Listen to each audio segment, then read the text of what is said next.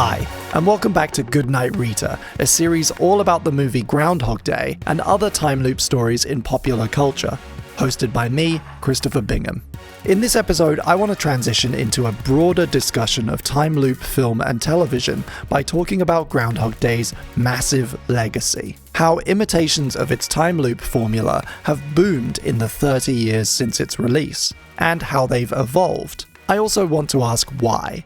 What is it about time loops that we love so much?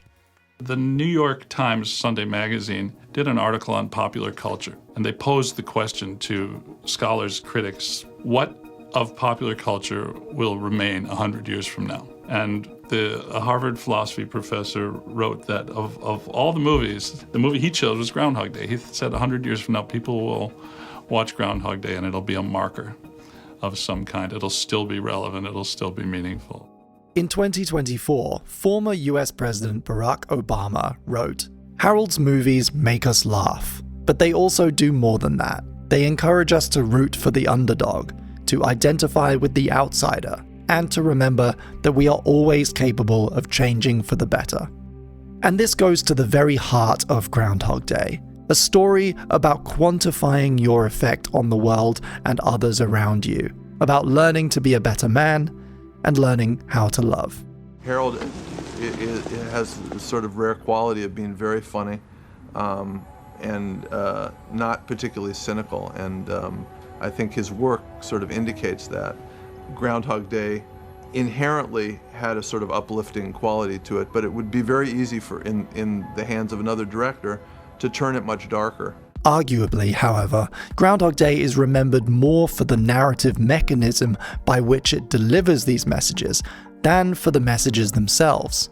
And that mechanism turns out to be a really versatile, malleable scaffold for storytelling that a lot of people find appealing.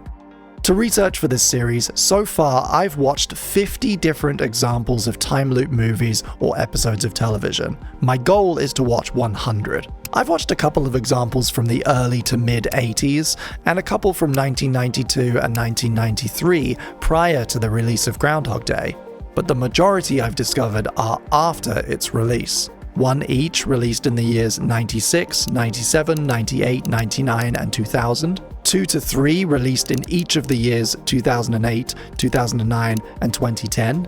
5 released in 2017 alone. 3 in 2019, and 4 in 2020. My sheet isn't comprehensive, at least not yet, but it already reveals a rapid explosion in the number of time loop stories appearing on our screens. There are a bunch of different factors that might be causing this upward trend. One that feels fairly clear to me is simply about demographics. As the people, like myself, who grew up watching Groundhog Day become the filmmakers themselves, their influences and interests are bubbling to the surface. Another could be that culturally, there's far broader engagement and literacy when it comes to fantasy and science fiction genre film, particularly time travel, due in part to decades of science fiction television like Star Trek and Doctor Who.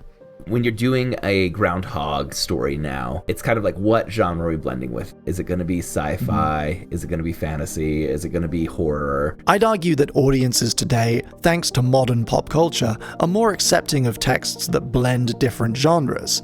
And in a post-internet, post-remix culture world, one where we have access to 100 years of moving picture at the tap of a phone screen, it's this, mixed with that, can be a winning sales pitch.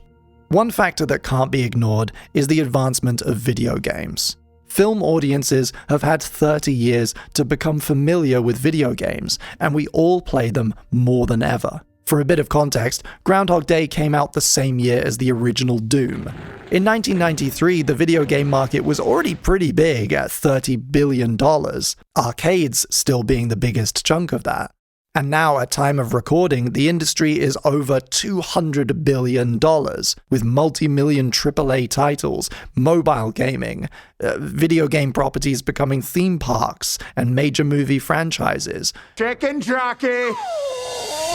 The language, the logic of video games has been absorbed into the zeitgeist and turns up everywhere. And what's more video gamey than a scenario where the protagonist lives the same day over and over, dying or otherwise failing, and then starting again from the beginning of the level? The infinite do-over, the roguelike, extra lives, timed challenges, respawns and resets. Because of video games, we've all experienced something a bit like Phil's time loop. Some of the examples I've watched, particularly towards the end of the 10s and into the early 20s, have more in common with video games than they do with Groundhog Day. Or they borrow the cinematic language of Groundhog Day, whilst having their characters use the verbiage of video games to explain it to each other or the audience. Because games have become a clear and accessible cultural touchstone. Let's go play some Street Fighter. When it comes to the look of a time loop, something we discussed in the previous episode, it's interesting to consider what was already out there at the time that the filmmakers might have drawn inspiration from. We've previously mentioned A Christmas Carol and It's a Wonderful Life, stories about characters who gain a magical insight into their lives and relationships by seeing different timelines and outcomes. There are lots of examples of films representing experiences like déjà vu, and of course there are things like match cuts and callbacks, shots that deliberately mirror something from a previous scene for narrative purposes, or which make reference to other works. I've come across examples of repetition and looping, especially in Japanese cinema, that predate Groundhog Day, but they tend to be shown in far more dreamlike and experimental ways. Prior to 1993, there just don't seem to be significant examples of this, at least not at this scale, where the language of the loop is consistent and present throughout the entire film. The one spanner in the works, and we're going to put a pin in this, the one spanner in the works that I've found is a movie that was also released in 1993, 1201, and we're going to talk about that next episode. Consider one example from television which aired, curiously, only 1 year prior to Groundhog Day in 1992. Cause and Effect, an episode from Season 5 of Star Trek: The Next Generation. This is an iconic episode of television, and it's also one of the strangest they ever made. This is highly improbable. I'm a huge Star Trek fan. In fact, I'm hoping maybe next year to do a big series all about it. And one of the quintessential properties of TNG is its consistent visual approach. It's a well-known fact that you can basically cut any scene from any episode in any season together and they will match. Sir, they're firing on the planet again. Sir? And yet, here's this episode that's literally about repetition, that is shot in a way that completely departs from the norm. In the episode, the Enterprise gets caught in a time loop that always ends in its destruction and the death of all crew members. And then they reset and find themselves wherever they were the previous afternoon. Characters slowly become aware of the loop through a sense of déjà vu and being able to predict events before they happen. 10, 7, 9. Deuce. And the episode is shot using these increasingly weird angles. The lighting, the framing, and not to mention the score, is kind of played for horror, with the camera work often isolating the characters by widening the frame, making us, the audience, feel like peeping toms. They jump to the other side of rooms, and we see like walls of the set that we've never seen. We see more of the ceiling than we usually ever see. There's some really intense extreme close-ups, as well as a lot of like gliding, developing shots that you're just not used to seeing in a show that was shot so strictly for economy. I mean, look at this! This is the weirdest shot in the whole episode. We start on an extreme close-up of Geordi. We are too close to Geordi. And then by the end of this huge long shot, we're like beneath them and they're like stepping over us. This is the exact opposite of the approach to Groundhog Day, which enhances our connection to the audience surrogate, Phil. If Dr. Crusher is the lead character in this particular episode, our connection with her starts off strong, but is weakened by the cinematography. We get more and more distant from her. I think assumptions were made that audiences might get bored or confused or, change the channel. that nobody wants to watch the same things happen again and again, shot in exactly the same way. And you can compare this to episodes of science fiction procedurals in the same kind of style that aired after Groundhog Day, like the X-Files episode Monday, or one of the best episodes of Stargate SG-1, Window of Opportunity.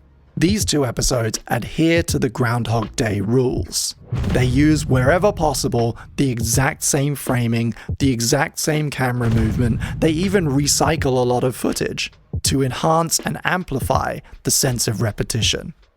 Before Groundhog Day, there were definitely other time loop stories, and we're going to talk about them, but there existed no consensus on how to show them visually.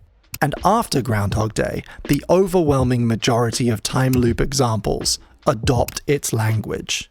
It contributes permanently to the language of cinema, creating a visual trope that is widely accepted as the norm, or at least a starting point for how to tell these kinds of stories. So much so that nowadays, it just feels like common sense. It's one of those infinite time loop situations you might have heard about. That I might have heard about. Yeah. In the last section of this video, I want to talk about why we, the audience, are drawn to time loop stories. What makes them so appealing that we literally watch them over and over, and keep making them even though dozens already exist.